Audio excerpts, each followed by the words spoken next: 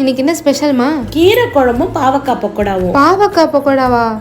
ஆமா, பாவக்காய் பிடிக்காதவங்களும் இது போல பக்கோடா செஞ்சா வேணும்னு கேட்டு சாப்பிடுவாங்க. அது எப்படி? பாவக்காவை நல்லா கழுவிட்டு இது போல மெலிசா கட் பண்ணி எடுத்துக்கணும். இவ்வளவு தின்னா இருந்தாதான் பக்கோடா நல்லா இருக்கும். ஒரு கப்பு மோர்ல ஒரு ஸ்பூன் உப்பையும் சேர்த்துட்டு இந்த பாவக்காவை ஒரு அரை மணி நேரம் அப்படியே வச்சிடலாம். அரை மணி நேரம் கழிச்சு அதை பிழிஞ்சு எடுத்துக்கலாம். மிக்சிங் பவுல்ல இந்த பாவக்காய் 2 கரண்டி கடலை மாவு, 1 கரண்டி அரிசி மாவு, அரை கரண்டி கார்ன்ஃபிளவர், 1 ஸ்பூன் மிளகாய்த்தூள், 1/4 ஸ்பூன் மஞ்சத்தூள், ஸ்பூன் பெருங்காயத்தூள், 1 ஸ்பூன் எள்ளு, 1 ஸ்பூன் உப்பு, இஞ்சி பூண்டு விழுது இதெல்லாம் சேர்த்து கலந்து விட்டுக்கலாம். தண்ணி கொஞ்சம் கூட விட தேவையில்லை. கடாயில எண்ணெய் காஞ்சதுக்கு பிறகு பக்கோடாக்களை போட்டுடலாம்.